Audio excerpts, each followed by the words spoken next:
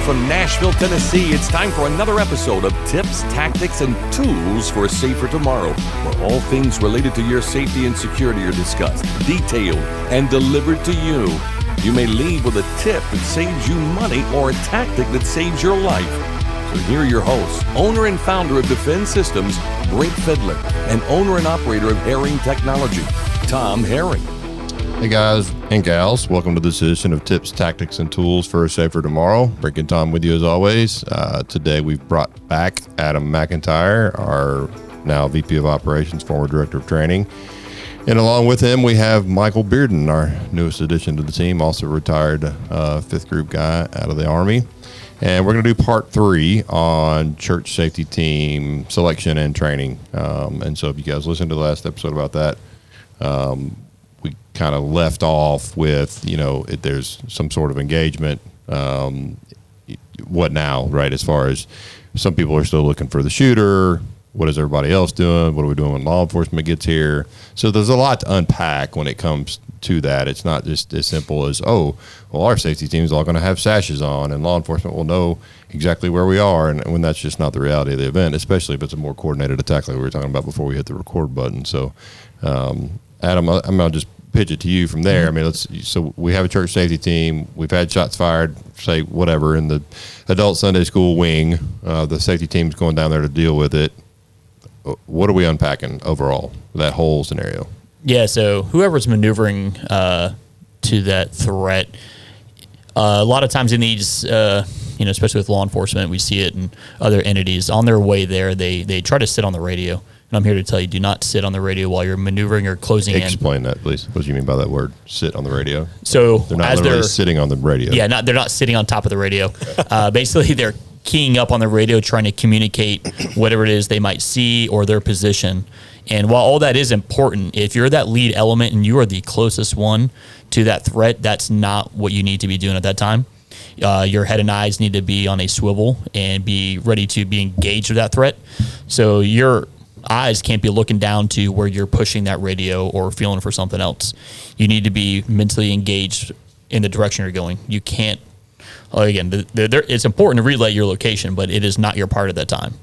So continue to maneuver. If there's elements that are behind you or people that can do that for you to say, hey, I just saw Mike take a left-hand turn and he's going down hallway 12, let that person do that. But if you're in front and the closest person to that threat, do not be getting on the radio every 5 seconds to relay something and communicate something.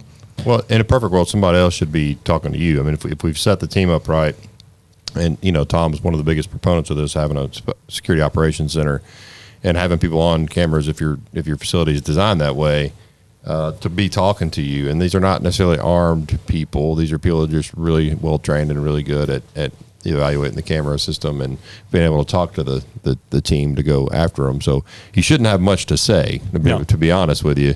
You didn't see, the Covenant footage is a great example of that. You didn't see those guys on the radio once they went in. They went in and got to work, and then nobody keyed up until the suspect was down. I mean, that was the first radio transmission for quite a while inside the building, and that's exactly why. I assume that's exactly what you're talking about. Yeah. And so as you continue to go towards that threat in order to neutralize them, take them out, and render them no longer, once you get there and you neutralize that threat, and this is a training failure, is we always train to that part where we enter the room, we neutralize the threat, and then what we do is called index. We just stop. Probably 95% of trainings, if not more, that's where it stops, and it doesn't go into what now? Well, just because we came into this one room and we killed this one bad guy, this is not over. Is this the only person on this campus? We don't know. So how large is this campus? We need to continue to clear it. Now, we're going to handle this room, and we might leave somebody in there because there is a bad guy, okay? But after that, we need to continue to clear this campus. And that's where if you have a church safety team leader, and let's just say they're back in the sanctuary or they're in the camera room or whatever, they're writing down all this information. All right, Mike is in room 12. All right, he did now get on the radio. Let me know his position and what occurred. One down. Now, you're kind of what we call in the military battle tracking. So you're trying to understand where all your chess pieces are on your facility. And that's going to lead into when law enforcement does arrive and whatever minute mark that is, you're going to have to liaison that information to the law enforcement as they come into that building. Real quick, who's you're going to have to, who are you talking about? So, and this is where it's not one person. This is going to be probably one of the most pivotal and critical training things that you can do to ensure everyone on the team understands how to communicate to the law enforcement that is showing up. And you guys have probably 2 to 3 designated points that you meet them at. It could be door 1, door 2, door 3, however you guys want to clarify that. And when you guys call 911 and you guys start giving this information, you guys say, hey, we have an entrance at the northwest corner. It is marked with a big white number 2 up on top of that door. Please meet us there. And now you're going to have a representative, hopefully, there in person to communicate with this law enforcement officer to say, hey, we have 2 to 3 guys down this hallway and they are marked with this. If you can even get them to that location, that way you can help mitigate any good guy versus good guy firearm stuff. Like that needs to happen. And this can be walked through during training. If you can even have local law enforcement come out and play that part during training so they kind of understand, that is hugely, hugely beneficial. When you say get them there, you mean lead them there physically, Yes. not just give them directions. Correct. This in the military is what we call link up procedures, and it can potentially be one of the most dangerous things we do on an operation. You know, if you've got an active gunfight going on throughout a complex of buildings, it's very complex, you know, and if you're not tracking every single piece of that, you're not ready to hand that over, it can become a really dangerous situation. Yeah, everybody's a bad guy, right? Right. Yeah, especially if there's shots being fired. I mean, So, go ahead. I was going to say, you know, battle tracking, I've literally had the schematic of a building on my chest with a marker, marking and writing everything down to be able to hand over if I needed to, you know. And, you know, to Mike's point, having that label, that way you can either hand that to them and then still walk them there, but it's got to happen. You got to have, and it's not one, everyone's going to be like, oh, it's the safety team leader. No, probably not. It needs to be, if you have a 5-man team, every single person needs to know how to do this handoff because we don't know who's going to be where sometimes, and that's where cross-training really comes into play. Now, you might have that officer that's outside your church every Sunday, uniformed. If he has one of your radios and he starts to get the cavalry there quicker than somebody inside calling 911, that is great. Going back to planning, that Sunday morning when that officer arrives, hopefully 30 minutes before service starts or 60 minutes, whatever it is, he needs to be a part of your plan, and that's something that he needs to be briefed on. So he does not tell them to go to the wrong door. That way you guys make that call and tell that officer, that dispatch, say, hey, northwest, northeast, whatever, you know, cardinal direction corner, and have it labeled. Now in the military, we have something called near and far recognition signals. So once law enforcement arrives and we're able to guide them to wherever we need to go inside our facility, we also want to call our good guys on the way there. Hey, Mike, I just want to let you know we're en route to room 12. We'll be to your location in about 60 seconds. That way Mike knows I'm on my way to you. I'm about a minute away. So if we turn the corner, you're not shooting us. So that's what we call a far signal. All right. So we usually do that over a radio because obviously if we can't see each other, a near recognition signal is going to be something visual, some kind of marker. So if you have a church safety team and you guys use these lanyards or a bright color to identify, that could be your near recognition signal and say, hey, I'm about to turn the last corner. I have my yellow or pink or bright fluorescent color sachet or sign, whatever it is. You turn that corner. All right, I have my good guy. That's my near signal.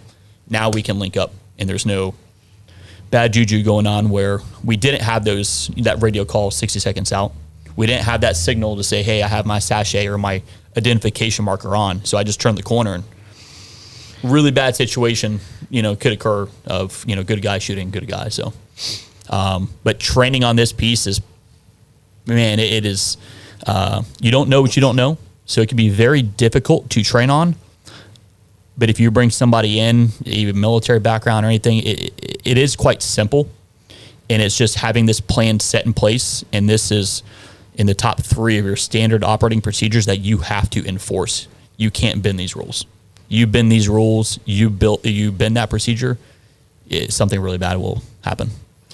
One of the things I see when you mention the training, and if you have an officer outside that's directing traffic or whatever. In the case of an event, they're probably going to have a radio back with their own responding department.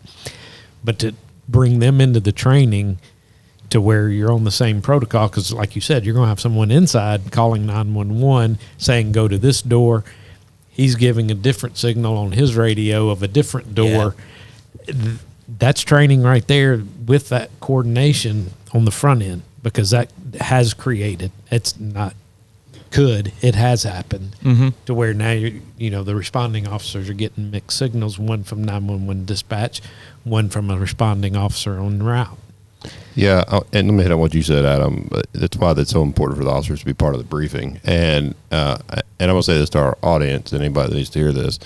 You guys, if you're hiring off-duty officers to come do whatever for your church, your facility, whatever, they are working for you, okay? So, I mean, you need to enforce, like, your protocols and stuff. Unless they're just wholly unsafe or against departmental policy, you need to tell these guys what you want them to do and stay on them. I mean, cops are just as bad as every other human about, like, glumming up into a big group of people and hanging out and talking or being on their phones or whatever else. I mean, if you look at the shooting from at Joel Osteen's church, there's officers out there that are on their phones, not paying any attention. I mean, that's on them, but it's also on whoever the employer is in that case, which in this case, it's the church. It's who they're working for. Then, obviously don't be a jerk about it, but tell these guys what to do. And some of them don't like it. Well, they're not going to be a good fit for your organization, right? And that's fine. If that deputy or that officer doesn't like being told what to do, then he can go work somewhere else. They're working for you, okay? So, but make sure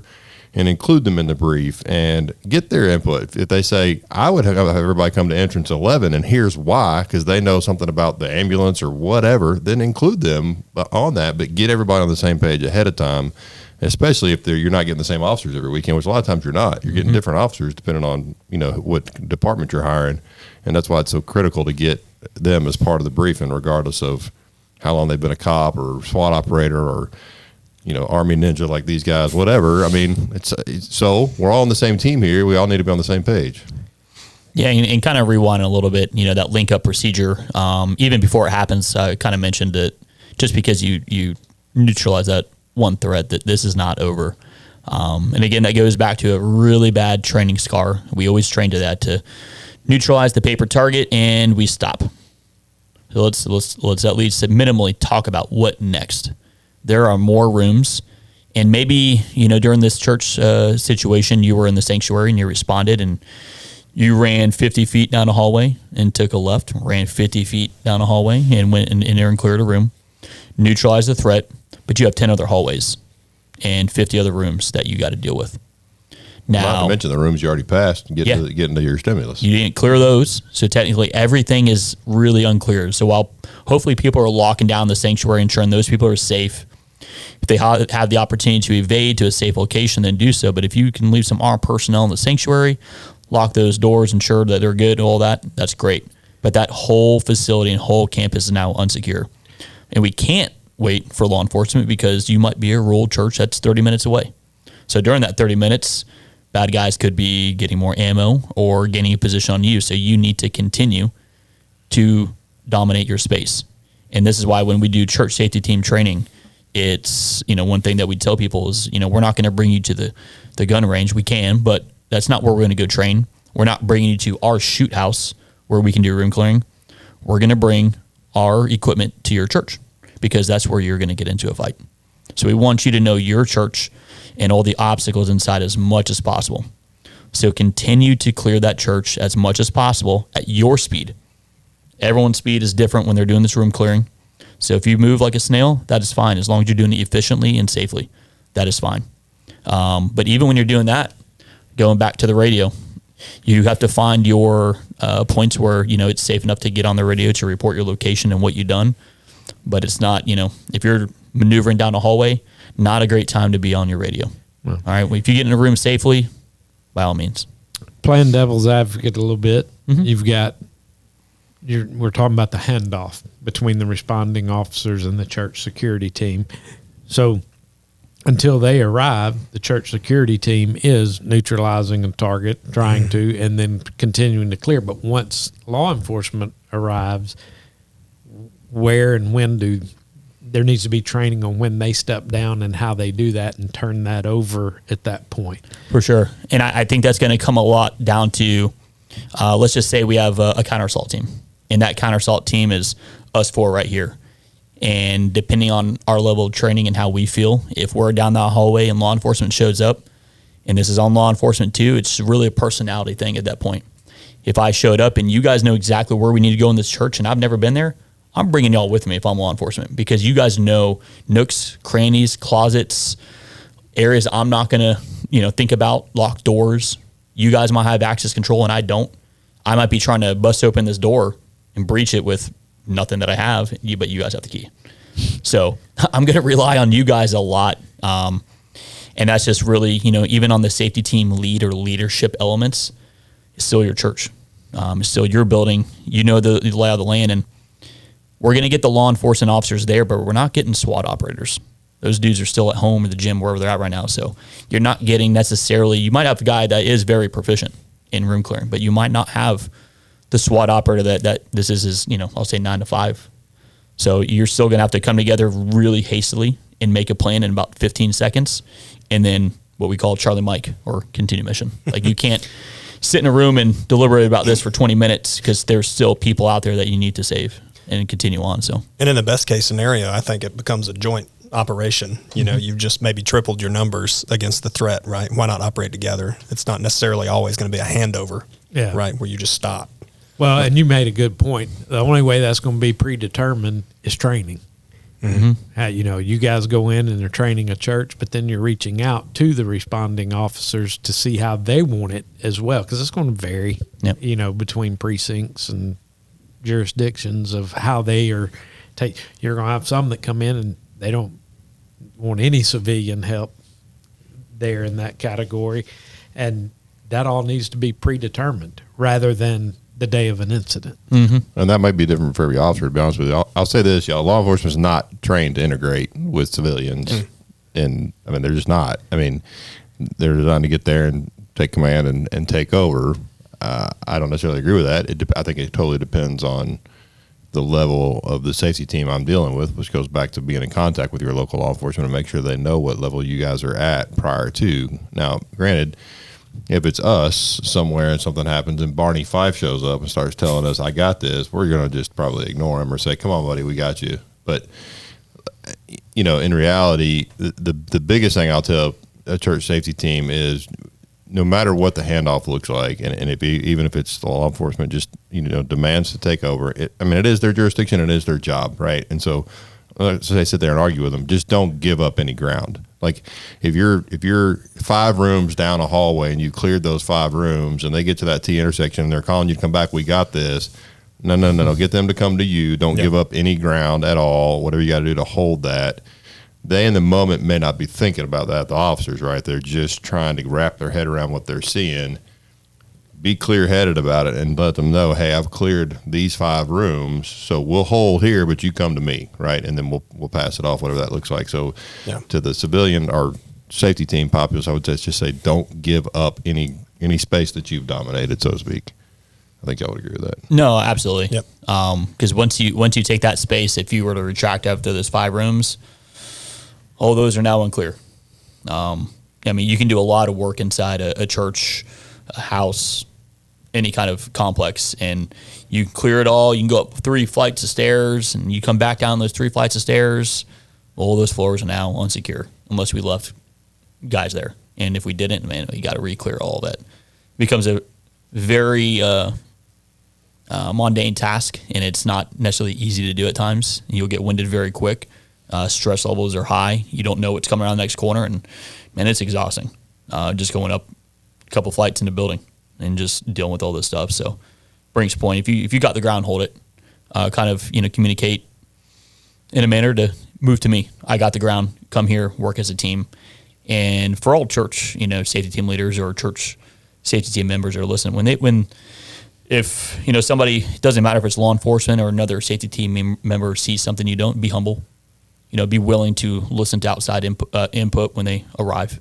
If they're so adamant about taking over, let them take over, and then be a second, in their pocket, and be close to them and advise them.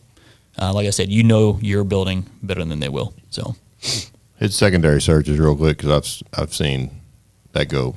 Thankfully, not terrible, but everybody thinks of CQB, room clearing. We're making sure there's no bad guys in here trying to shoot us. We're out of here, moving on to the next room. I can't tell you. I mean, I've seen it happen in person on search warrants. Like, we've hit the door, we've cleared the house, we've gone out, taken our heavy gear off, we put our light gear on, we've set up our paperwork, we're searching the house, and somebody missed a closet behind the bathroom door, and there's a crackhead hiding in there. Thank God it was a crackhead, not somebody trying to kill all of us.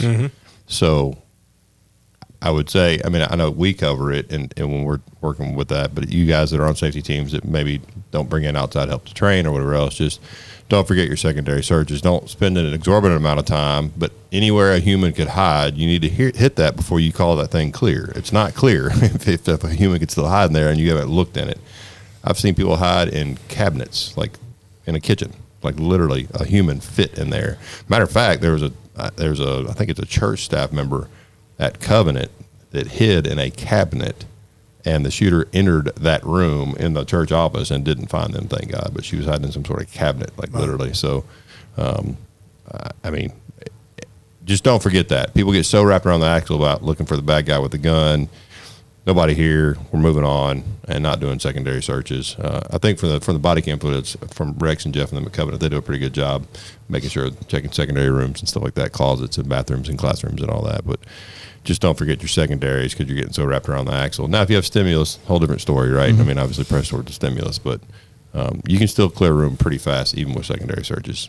Yeah, that's actually one of the most, I guess, fearful calls that I would ever make as a leader in special operations is, you know, I was kind of hitting it. Once I got to a leadership position, I was kind of part of the headquarters element. And so I'd have guys going and clearing rooms and hallways and floors and everything. And, you know, they'd call back up to me and say, you know, into sector. And eventually it'd be like, all right, well, this sector is secure. Now it's on me to make that decision and call it up. I would sit there and contemplate or, you know, kind of deliberate for a couple of seconds. Like, did we clear this entire structure? Like, hey, can somebody go back down in, you know, hallway alpha? Just re-clear it. Let's make sure, like to your point, did we check the closets? All right, in that big room that we came in, there was a bathroom in the far right hand corner. Maybe we didn't go down there. Oh, we cleared this whole school and there's a gymnasium. Did we go in the locker room? And that's something you just got to sometimes trust your people. This is also though where church security teams have a distinct advantage because that's their building and they can train on it 1,000 times if they want to. We're used to going on a target. We have no idea other than maybe a schematic or something that we've seen once what this building actually looks like until we get in there. Yep. So it's a distinct advantage, you know, and if you're assigning sectors to certain security team members and they know that sector better than anybody, that can pay dividends in the long run. Well, they should. I mean, you've obviously done a lot of work at where I go to church. And you said earlier, you know, you can only go as fast as you're comfortable, right? It's not, but how much faster can you be if you've done it 100 times and you practice room clearing there? Like, you know how many steps it is to get down to the fireplace room so you can keep your rifle or whatever down range and not have to look at what you're doing necessarily. You can literally, because you've done it so many times, you know. What rooms have cabinets, what rooms have closets, you know. Exactly. You know, so that's there's a part of our church safety team training. When we're doing room clearing, we talk about two different rooms. One is a center fed room where your door is literally in the center of the room where you enter. Like the center of the wall from the hallway. Yeah. Right, and then the other one is a corner fed room. So the door's in the corner of the room when you enter. And then we went to a church and I was like, all right, you know, hey, you know, I did a PowerPoint slide and it was, here's how you enter and clear a center fed. And here is how you enter and clear a corner fed. And we had like a 10-minute break and I was like, all right, well, let me go find some of the both rooms. That way we can train on both. Couldn't find a center fed room in the church.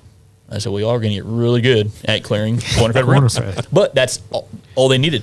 Yeah. There was not one, unless you considered coming into the church, which we went over that. It was like that was the only center fed room, was the entry into the church. Because the lobby went both ways? Yep. Yeah. After that, every room was a corner fed room. But that's all you needed to know, really. I mean, so, you know, again, going back to training in your environment. And if you guys are out there training and you guys meet monthly or quarterly to train and you guys are running the same hallways every time, scratch that. Shame on you. Yep. Put yourself in an uncomfortable state just a little bit. You know, not so much where we failed so much during training that, you know, we left that day like, oh my God, man, we stink. You know, leave on a positive note or something, but switch it up a little bit, just a little bit. Even run that hallway from the other side of the hallway. So if we're always going north to south, now go south to north. And usually during my church safety, that's all I do. And it will throw them off because it was so canned. All right, we're going to enter and clear this room. And, just switch it up. Hey, go on the other side of the wall. Now approach this way. And they'll mess it up a little bit. I'm like, that's all you guys need to do too. Just go to a different wing, go to a different hallway, move a chair in the room. Just those subtle little things will throw you. I'll tell them too, but I'm pretty humble about it. When we've gone to our advanced urban combat courses, we'll clear rooms that have no furniture. Cookie cutter, perfect example room, just so we can get our positioning once we go in the room. The instructors, all they'll do, they'll take a chair and put it in the middle of the room. We enter that room, and dude, all we see is that chair, and I'm like, what's that chair doing? Why is there a chair here now? This training mentality is kicking in. I'm like, dude, there's a chair in the middle of the room. I don't know what to do about it. I'm like, is it going to shoot at me? So that's all it takes is just, sometimes moving little pieces of furniture, and that's going to help that mental mindset process develop quicker. I see furniture. What's behind that furniture? All right, I'm coming this way. I'm going to do it differently. Just switch it up a little bit. Not to the point where you're messing with people so much that everything is going to be a failure point. But try to reach that failure point, identify it, like that's our weakness now. Let's work on that. And then don't keep training until you get it right. Keep training until you don't get it wrong anymore. Yeah, amen. So back to our scenario we opened with. So we've got, we've got a threat. Let's say the safety team has gotten to the one threat they know about, neutralize that threat. I don't remember the verbiage you used earlier, but they cease to exist or something you said. I don't know. They're no longer there. They're no longer with us. You've taken them out, but the job's not done, right? So the safety team is still moving through the church, still clearing it. Law enforcement gets there. We do a successful link up. Let's talk about casualties. So building's not secure, but we've got casualties. And so how do we deal with that? Mm-hmm. So there could be a few different ways. Let's just say that we were responding to a youth room, for instance, and there was a young one, and we went in there and we entered and cleared it, neutralized the threat, and there was a teacher there. If we can coach them to render the aid while we continue to go on, we can do that. Another thing is that if we could have another element fall behind us, again, if we're the counter assault team and we're maneuvering towards that threat, and there was a team that was kind of staying behind us in a safe distance, they don't have to be armed. Maybe if there's one, that'd be preferred, but if not, that's fine. As long as they're in a safe pathway that they're not exposed to an element that has not been cleared yet. And let's just say, they were staying with us, and if we neutralize the threat, we can drop them off in that room or whatever room we deem necessary to render that aid while we continue mission. But a lot of that comes back to how big is your team. I've seen some teams that are large and some teams that are smaller. And some of these larger teams that I've seen of 30 plus, well, they're broken down into different shifts. That way they might have 3 services. So they go to a service with their family, then they're on shift for the other 2. So a lot of different ways, but the most important thing to know is we do need to get to those people, but we don't want to compromise the safety of the rest of the building. So there might have to be some times that you might have to make a hard call where you might not be able to stop and treat somebody, especially, let's say, if they're in the hallway. We need to continue to, Brink referred to it earlier, your stimulus or where that gunfire is coming from or that threat. We might not have an opportunity to stop and help some people. Now, if I step over that person and I continue, and let's just say that there is 100% safe time for me to call on a radio that there is somebody wounded in hallway alpha or whatever you call the hallway, I might do it. I might not if I feel threatened. So the scenario I was throwing out, though, is so for the safety team, I've passed it to law enforcement. Law enforcement is now clearing the building. Safety team is no longer participating, or maybe they have one guy with them, and now we got casualties. So thoughts on a casualty collection point? Yeah. If you guys can orchestrate, so casualty collection point is where we're going to gather all of our casualties together, and we're going to put them in different orders if possible. It's not rocket science. It's just, if somebody has a flesh wound to the arm, well, they're not maybe a high priority. They're not a massive bleeder. They're not a high priority to get out of here. So we want to stage this casualty collection point, if possible, close to an entry or exit way. That way we can get them into the ambulance. We're not going to do it in the middle of the church where it's going to be really hard for law enforcement or EMS to get there and then extract them out of there. So what we would say is one room off of breach. So at your church, if it could be, again, if you have an exit on the east side and your main entrance is 300 yards on the west side, don't move them 300 yards. If an ambulance or EMS can walk through the door on the east side, find a safe room, place them in there, start staging them. And if you've had any medical training or anything, just start writing stuff down about the casualties. That way, when they get there, you can hand that off to whatever paramedic or EMS arrives. And again, you're going to want to present to them. If you have people that are massively bleeding or were massively bleeding and you place a tourniquet on them or effectively stop the bleeding, those are the people top priority to get out of there. The little flesh wounds, or if somebody, let's say, rolled an ankle, not a high priority to get out there. Now, there might be some tough calls if you experienced the worst and there were people that ultimately lost their life. You do not want to put those people in the casualty collection point. That is going to quickly diminish people's hope and willingness to live. So I'm not saying what would be next is an easy call, but you're going to have to place them in another room.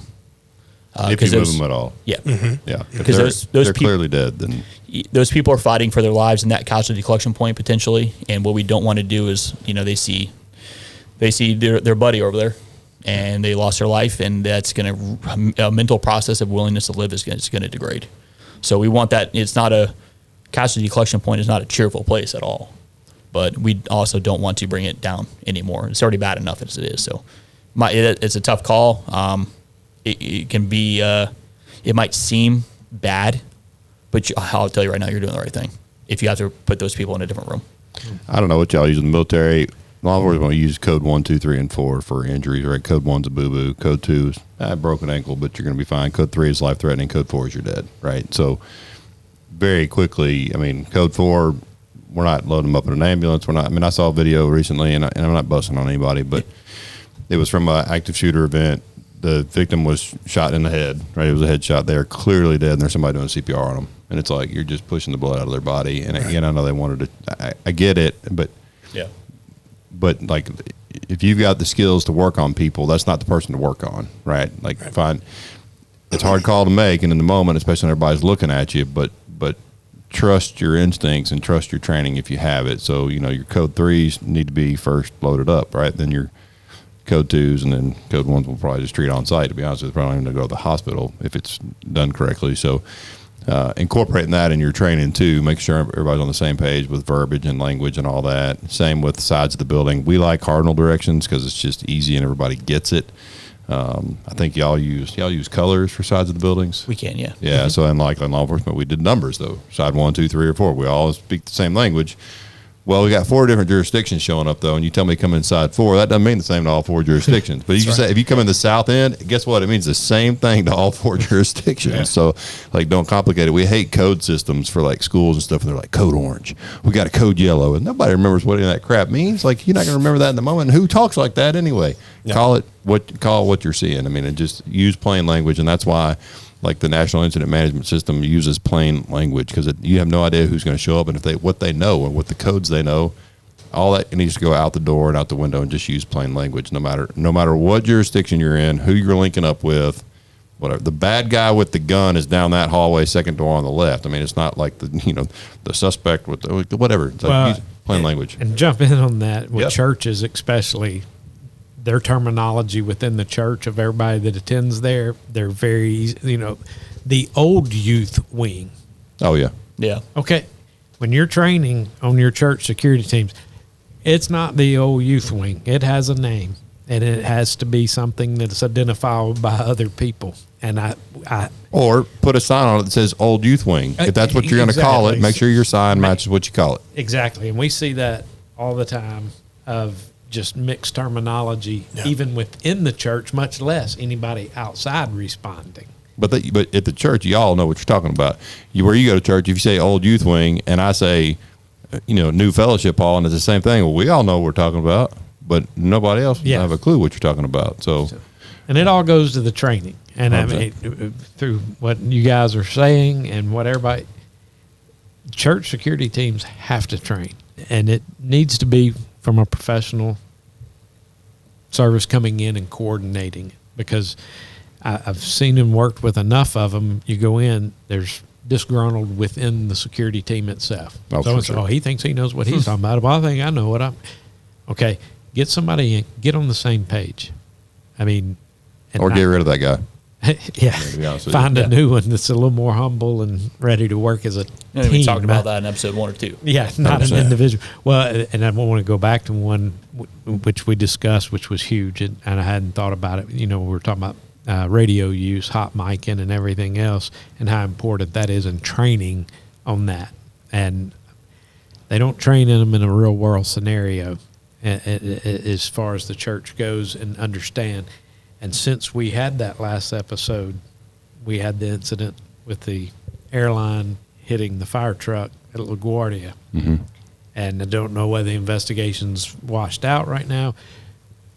There's some pretty early evidence showing there was a hot mic situation that they didn't hear the call of the plane in the fire truck. So it's real. Yeah. And when that happens, that's bad. So again, I want to hit on that training of radio use. Oh, 100%. It's so critical. And most, to be honest with you, most law enforcement doesn't train. I mean, you do in the academy, but you get out of the academy and you're going to training in service or whatever, you're not incorporating radios and dispatchers, and you should. Now, granted, they do it all day, every day. So, but church safety teams, I mean, are you using radios? You know, in our advanced course, you know, law enforcement course, we do that. We do a little bit of breaching too, but we have enough radios as a company. We put radios in your hand, and you have to talk to each other. You have to talk to a dispatcher while you're doing all this to make it real world, because a lot of times it's going to be different jurisdictions anyway. So this is like dream scenario. Y'all can actually talk to each other, and that's not even real. You have something pop off at a campus somewhere. You're going to have campus police. You're going to have probably 2 or 3 different agencies showing up.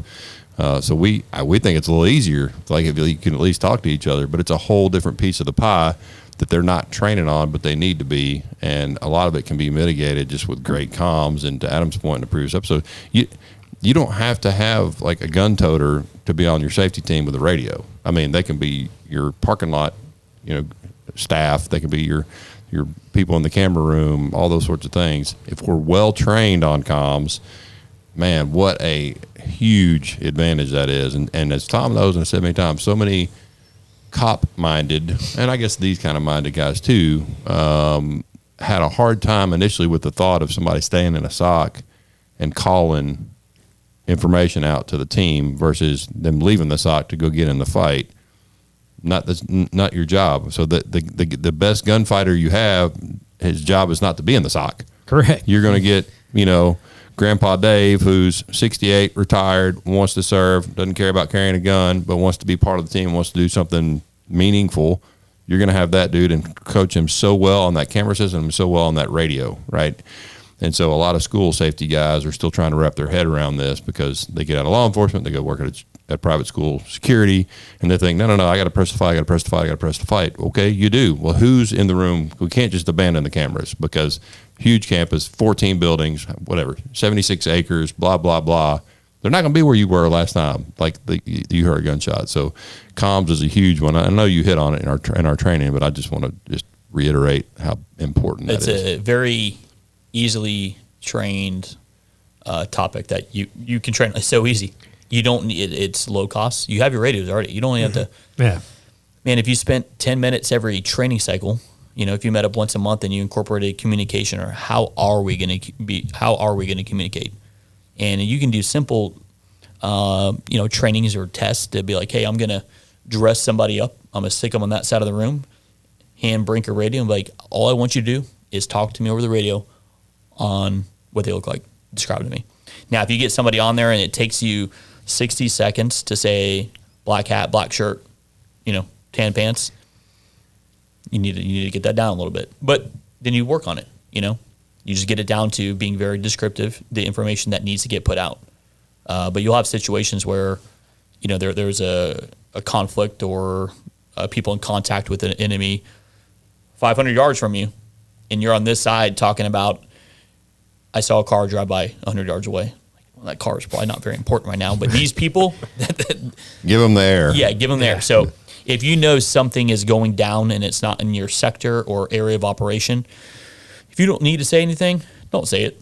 A lot of people, I think it feels safe to get on the radio and they've been heard and stuff. Just kind of what they feel like they need to do something. Just keep your eyes peeled and be on the lookout. That's a whole other episode coming too, by the way. Strictly on, I'm serious on comms because we'll incorporate some examples because we have them of useless information going out on the radio in a critical moment. Like shut the crap up. Like, well, it'll be a good episode for our special forces communication sergeant as well. That's for true. That's very true. Yeah. Hey, I left that life a long time ago. But did you? It's coming back. Yeah. Well, you said easy to train on. It is, but it's also easily overlooked. And, And I think it's one of the most overlooked, to be honest. 100%. They trained on the other stuff, but they never other stuff's put it cool, to, right? Running around with a gun and shooting bad guys. Well, that's what some of the churches I've spoken to. I'll say, "Do you guys have radios?" They're like, yeah, we got radios, but we don't really carry them. Like, man, that's outside of a firearm, that's that's a huge weapon. We call it our most casualty producing weapon. Yeah, 100%. we have in our arsenal. Yeah, it's for sure. Should not go be watch 12 Strong. Like, yeah, that's just being able to have the capability to drop bombs on people via a radio. Yeah. Coordinating for law enforcement, radio. Telling people where I'm at so I don't get potentially killed by a good guy, radio. Yeah. When circling Getting back, people to me to help me render aid, radio. Right. And circling back to the link up, when you do that FAR recognition, when y'all make contact over the radio, that's where part of the handover can begin, right? You can give a situation report while officers are en route if you're tracking enough and you have your thoughts organized to begin to hand over right there. Yep. Before they even arrive on the scene, you're painting that picture. That's a huge advantage. Amen. You can get into changing channels. Oh man! No, we're gonna do a whole Great episode. We're gonna do an episode on comms for sure coming up. I think it's super overlooked, but one of the biggest tools in most people's tool belt, and can be one of the biggest game changers. So, anyway, that'll do it for this edition of Tips, Tactics, and Tools for a Safer Tomorrow. If you guys have show ideas, guest ideas, please reach out. Also, reviews are super helpful, so if you guys can leave us a review, that would be great. If you need to get in touch with us or have any ideas, please email us at info@tipstacticstools.com. I'm out.